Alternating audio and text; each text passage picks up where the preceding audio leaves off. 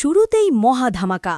তটিনীকে কি তবে চিরতরে শেষ করে দিল বিজিত, নাকি গল্পের মোড় ঘুরিয়ে দিয়ে নিজের ভালোবাসাকে মৃত্যুর মুখ থেকে ছিনিয়ে আনল পরশুরাম?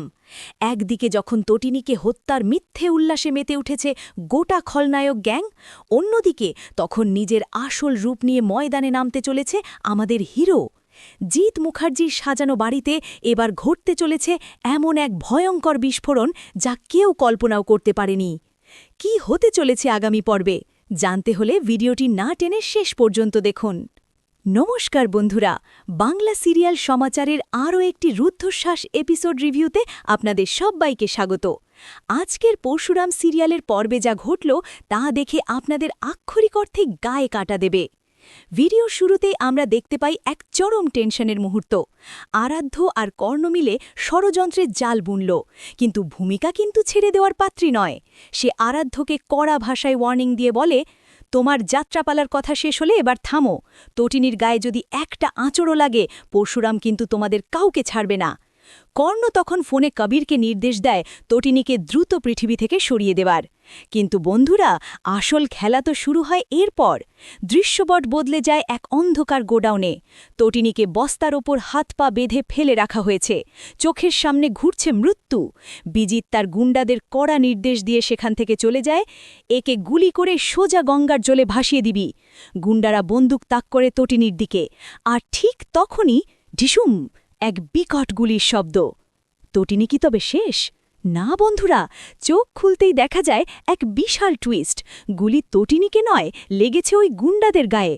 আর বন্দুক হাতে দাঁড়িয়ে আছে স্বয়ং আমাদের হিরো পরশুরাম, সাথে রয়েছে বলরাম। পরশুরাম একা হাতে পুরো গুন্ডা বাহিনীকে একেবারে ধুলোয় মিশিয়ে দেয়। এর পরের দৃশ্যটি ছিল সত্যিই চোখে জল আনার মতো।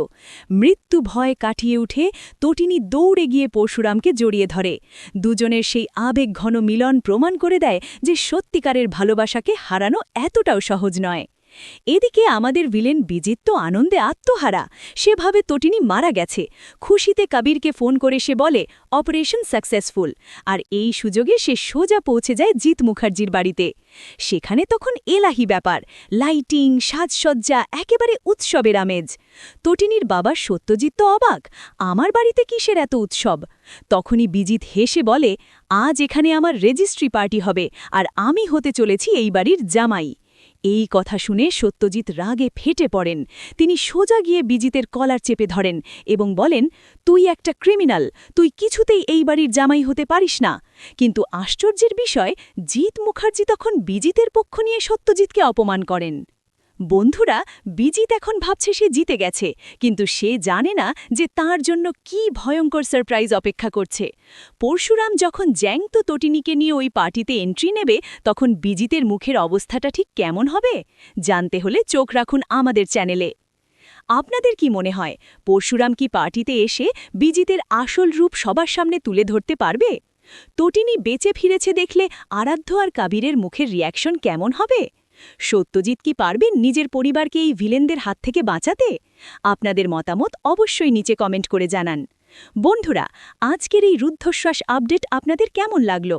পরশুরামের এই ধামাকেদার অ্যাকশন যদি আপনাদের মন ছুঁয়ে যায়, তাহলে ভিডিওটিতে একটি লাইক দিতে একদম ভুলবেন না।